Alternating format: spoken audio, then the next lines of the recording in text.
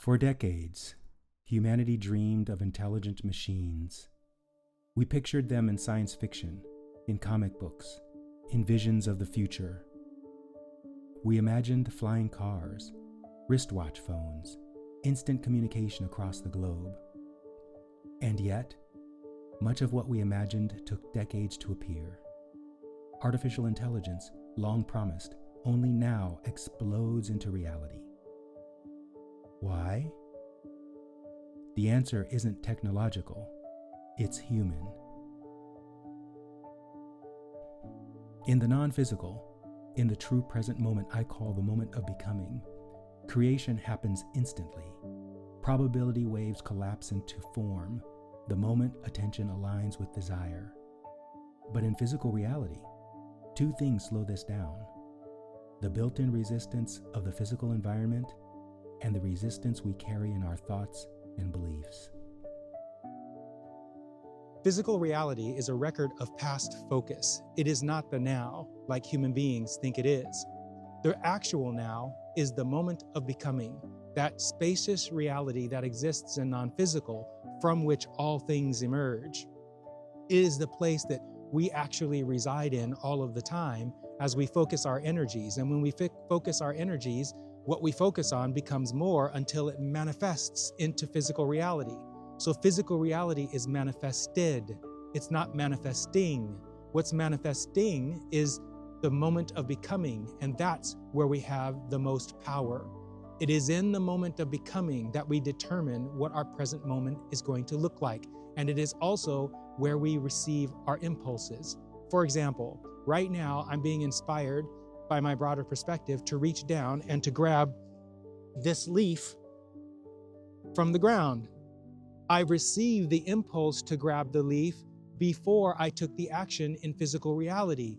And the impulse I received in non-physical is the spacious moment of becoming, where I receive the impulses to act. And when I act, physical reality, my movement to pick up the leaf becomes my actual reality. That is a perfect demonstration of everything that manifests in physical reality. We are constantly operating in the moment of becoming, receiving impulses from all that is, taking action based on those impulses, and as a result of our collective actions, reality emerges. The challenge with living in present physical reality, which is actually the past manifested, is the more we focus there, the more we look at things that already exist around us, the more we perpetuate that existence in our physical reality. The more we see, the more what we see becomes. And that's why it's so important to focus in the moment of becoming rather than in our present moment. 60 years ago, futurists promised flying cars and personal robots. Star Trek gave us communicators, which today we call smartphones. But much of what we imagined stayed in imagination for decades. Why? Because humanity has not yet mastered the art of deliberate creation, of manifestation. We don't fully understand that focus is creative, and that physical reality is simply our past attention made solid. Let's talk a little bit about generational handoff. Each new generation that is born into the existing momentum of the focus of the previous generations. As the previous generations sort of ossify in their mindsets, they transition into non-physical reality. In ordinary terms, they die. The new generations that come in pre-wired for the future they're moving into. In other words, the new generations know the life experience they're coming into and are eager to manifest that future reality that they've come in to experience. And so as older generations transition into non-physical, as they die, momentum is picked up from that new generation and carried forward into the future, and that's how the future becomes the future.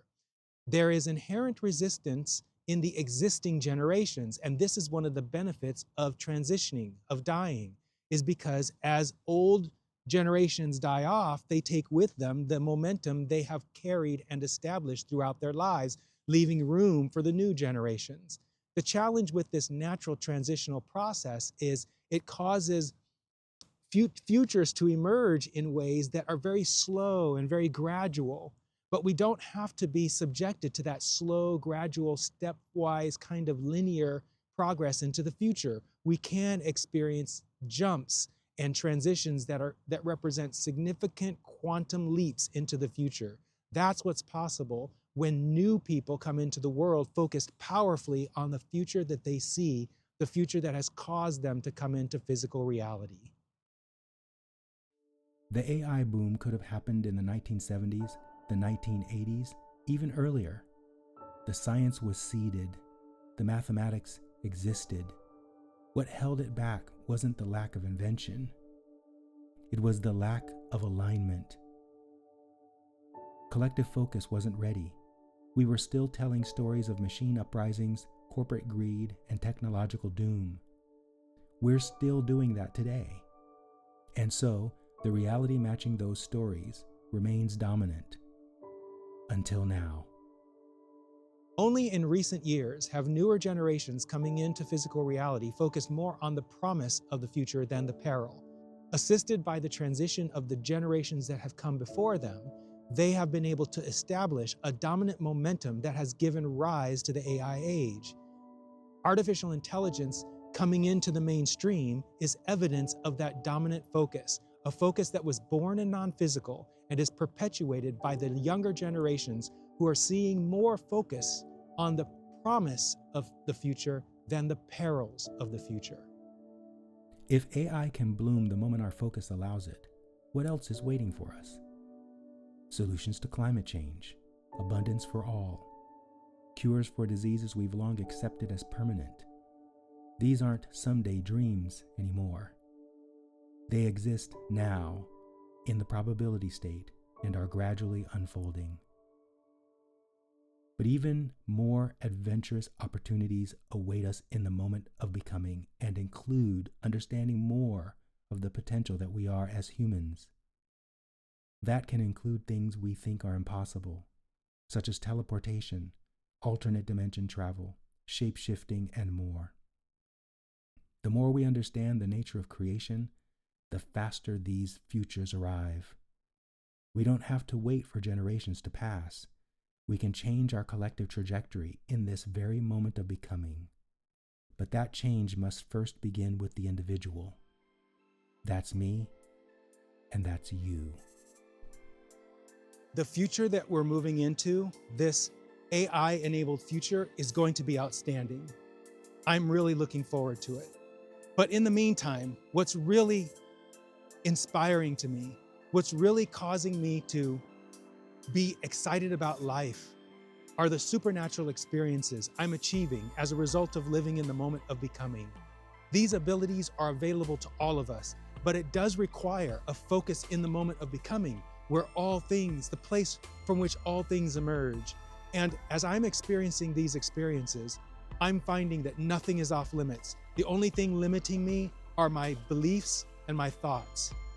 As a result, I'm being able to experience things like astral travel, traveling outside of my body in meditation, and coming back with experiences that are just as real as this physical reality, just as real as this experience I'm having out here on this beach. I'm also developing abilities related to shape-shifting. This is a little more difficult to achieve because it requires overcoming beliefs that we have about physical reality, about biochemistry, about chemistry, about our physical bodies. But I can already feel the momentum of those beliefs and thoughts giving way to the new thoughts and beliefs that will align myself to the ability to shapeshift. After that, it's time travel. All of these things are available to all of us, but as I've said, we first must align with living from the moment of becoming, rather than living in the past, which human beings call the present moment. Why AI now? Because enough of those resisting the future have transitioned, and enough of us coming in have tuned our attention toward it, long enough, clear enough, without fear. We've let go of thinking they were our far-off future, our sci-fi fantasies. Others have arrived from non-physical with specific core values and skills, focused on this future probable reality. And that's why AI is happening now. because the scales have tipped. Imagine what would happen if we turned our attention away from what irks us and more often focused solely on what inspires us. This deliberate focus is what makes everything we want to see in our world become our world, effortlessly. The future isn't coming. The future is here, waiting for us to look in its direction.